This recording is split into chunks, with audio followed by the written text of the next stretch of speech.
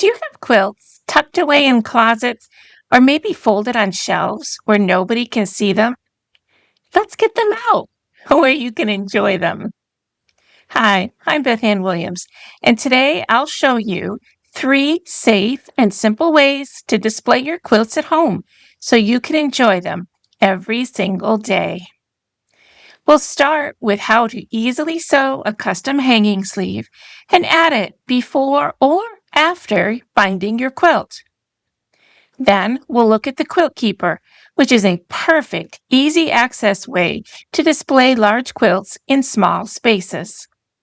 And finally, the EZ Quilt Hanger for a polished heirloom quality display that also does not require a hanging sleeve. I've included links in the description box below so that you can check these last 2 out.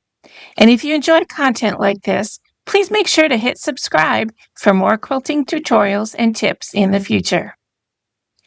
Let's start with the DIY option, adding a hanging sleeve, and what I like to use inside the sleeve so that the quilt appears to float on the wall. This is a budget-friendly choice that evenly supports your quilt and is often used in quilt shows. I'll share how to add a sleeve before binding your quilt, which cuts down on the hand sewing, and also how to add one afterward if your quilt is already finished. I'll walk you through both step by step.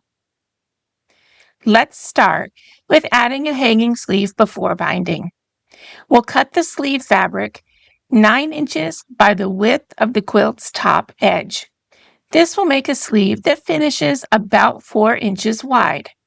If you prefer a 3-inch wide finished sleeve, you can cut this strip 7 inches wide instead of 9 inches. We'll turn the short raw edges under about 3/8 of an inch, press with a hot iron to set the creases, and then fold again 3/8 of an inch to encase the raw edges. Then we'll top stitch to finish these hems. Next, we'll fold the strip in half lengthwise, right side out, and then pin the folded strip along the top edge of the quilt back, aligning the long raw edges with the upper raw edge of the quilt. You should have about 3/4 of an inch of the quilt showing on either side of the sleeve.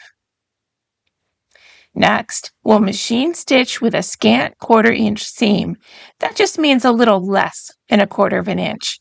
A walking foot can be especially helpful for this step because there's a lot of layers. We're basically basting the sleeve in place so that it won't wiggle or slide out of alignment when we add the binding. And we're using a narrow seam allowance so that this stitching will eventually be completely hidden underneath the binding. Then we'll need to hand stitch just the lower edge of the sleeve to the quilt back, making sure that the stitches don't go through to the front of the quilt. A quick reminder, be careful not to stitch the ends of the sleeve closed. You need those open for your rod or molding strip, which you can see here, but we'll talk more about shortly. Now let's look at a slightly different version of this method, which is helpful when the hanging rod is thick enough that it might create a ridge on the front of the quilt. All the steps are exactly the same all the way through to this spot where we machine stitch the top of the sleeve and enclose it in the binding. But here's the twist. I'm using a metal yardstick to roll the top of the sleeve up so that it's now covering the bottom of the binding. As you can see, the original fold line is no longer at the bottom of the sleeve.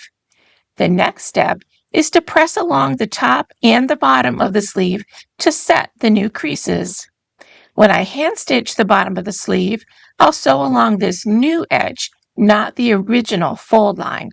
This will help create some slack in the sleeve. This is what it looks like when finished. The extra slack in the sleeve prevents the bulge of the hanging rod from showing on the front of the quilt. My favorite way to hang this style of sleeve is with a 2.5 to 3-inch tapered wooden molding strip cut to the length of the sleeve.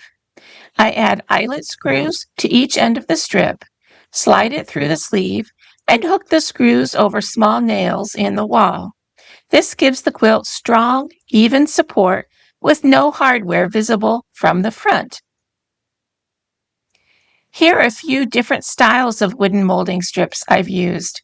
The wood is pretty inexpensive, although you may need to buy the entire 7, 8, or even 12-foot length of molding. Fortunately, my local store is happy to cut the wood to the lengths I need. I just have to sand the rough ends and seal the wood. The molding strips are especially nice for large quilts as they can support the weight of the quilt without bowing or sagging. Adjustable window sashing rods like these are another option.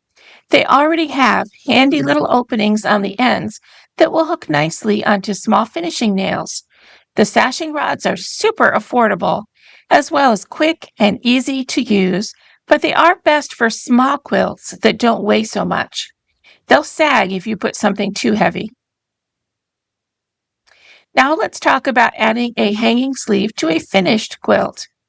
Once again, we'll start by cutting the strip 9 inches wide by the width of the quilt. We'll hem the short edges, just like in the previous version. Fold the sleeve in half lengthwise, wrong sides together, and press to mark the center of the long strip. But don't use steam, as this crease will need to be pressed out later. We don't want a permanent crease. Unfold the strip and press one long raw edge inward to meet that center crease. Then fold and press the other side so that the raw edges meet in the middle of the strip. When you open up the strip, you should have 3 pressed creases in the fabric. Then fold the strip of fabric in half, wrong sides together, matching raw edges. Stitch with a 1/4 inch seam to form a tube, backstitching at the beginning and end so that the stitches will be secure. Carefully press this seam open, doing your best not to flatten the tube. We need to preserve those creases along the long sides of the tube. We'll carefully refresh the original creases by pressing them again. They're going to be the stitching guides for attaching the sleeve to the quilt. It's going to feel a little weird because the tube can't lay flat, but don't worry, it will make sense in a minute. This is the shape we've created. The back side of the sleeve, where the seam allowances are, will lie snugly against the back of the quilt, while the front side of the sleeve has built-in slack to accommodate a hanging rod. Now the sleeve just needs to be hand-stitched in place, once again being careful not to let the stitches go all the way through to the front of the quilt.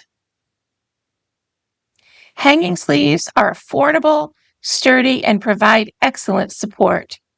The downside is the extra time they take to make and the possibility of needing new nail holes in the wall if you rotate your quilts frequently. So, let's look at some other options. First, we'll look at the Quilt Keeper. This is a patented over-the-door system designed by Alan Torrance. It's perfect if you're short on wall space. It requires no nails, no drills, and no sleeves.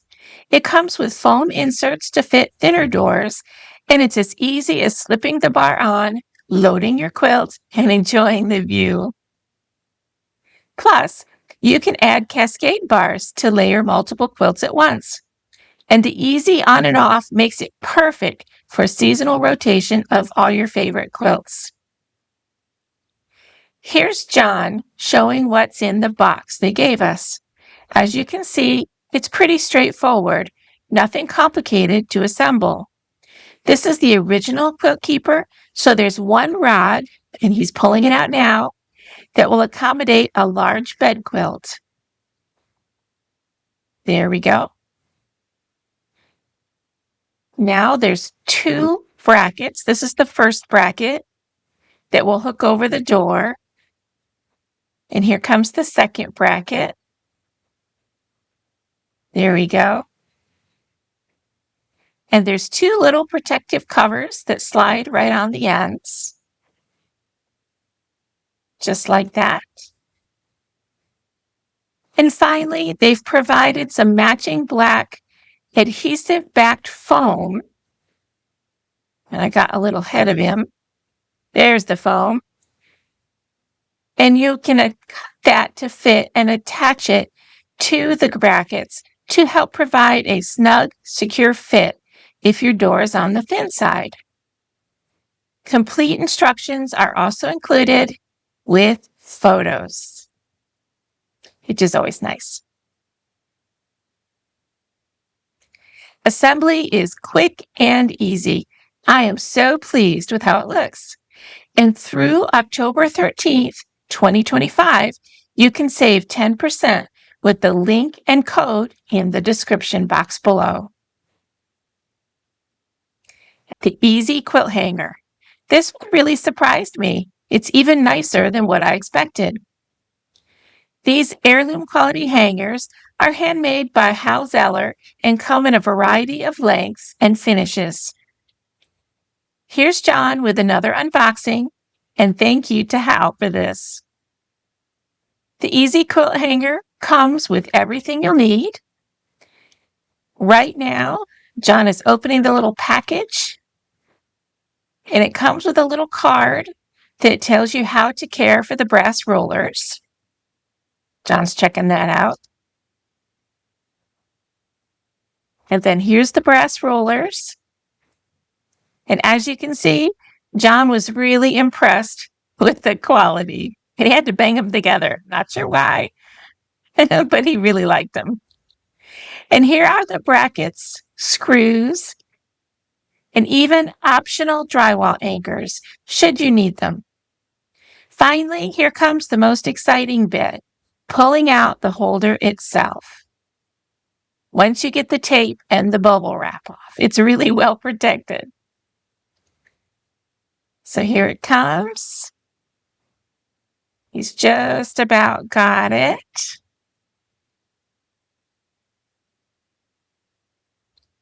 And there we go. It's so gorgeous. Look at that. Beautiful, beautiful craftsmanship. Alrighty. So let's show how it works. Here's a close-up of what the brackets look like when they're installed. And as it turns out, we didn't need to use the drywall anchors when we attached it to our wall. Here's how easy it is to attach the bar to the wall once the brackets are up. And many thanks to John for his help with this. He's a lot taller than I am. One of the things that make these hangers special is the patented roller system. It adjusts automatically to your quilt's thickness. No hanging sleeves are required, and the dust-blocking top helps protect your quilts long-term. And there we go. Doesn't it look great? And again, through October 13th, 2025, you can save 10% with the link and code in the description box below. Now let's go to our quick interview with Hal at the quilt show. It may be a bit noisy in the background, but he'll provide a more complete and concise demonstration than I could. Hello, I'm Hal. This is the EZ Quilt Hanger. It's designed so you don't have to do a sleeve or do any alterations to your quilt. What you have to do is imply these normally to float inside the channel. I've put off the wall here, and you can see these guys float, so they instantly will adapt to different thicknesses. You can hang a quilt top that's not even been padded yet, or you can go jump to an oriental rub. The harder I pull on this, the tighter the grip becomes. Release it, I just push up on the handles and the quilt will fall right out. Flush mount brackets are installed before I ship the units to them. The center line is marked, so once your brackets are installed, you're not scratching your wall. And with all of the hardware you'll need to get them mounted to the wall, I even include drywall anchors, so you do not even have to hassle finding your wall studs. When your quilt's displayed, you just lift it away from the wall a little bit. To release it, I just push up. This inside channel is also sealed with multiple layers of polyurethane, so you don't have to worry about it affecting your fibers. Museums love the fact that I'm providing a dust block across the top of the piece. And the units are real adaptable. If I want to hang something smaller, I'll just move those rollers, conceal them behind the piece. If I need to remove one, I can. If you have a long quilt, like the one on the back wall, one person can mount that quilt in less than a minute.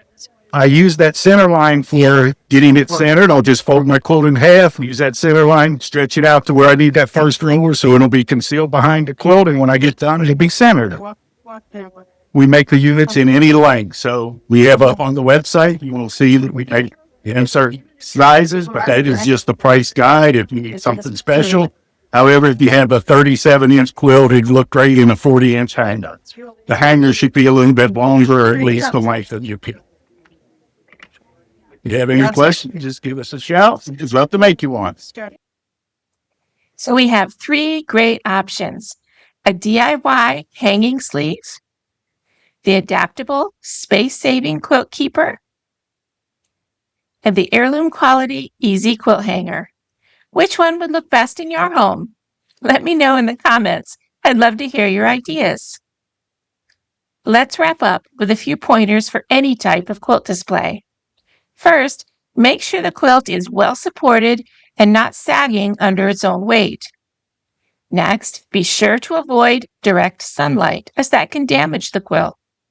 And if you fold your quilts, periodically unfold and refold them differently to prevent permanent creases. I like folding my quilts in thirds with the pretty side out. It helps reduce harsh lines on the front of the quilts, especially those that can happen along the center of the quilt. I hope you found this helpful. If you did, please give it a thumbs up and share it with a quilting friend. And don't forget to subscribe. Happy quilting!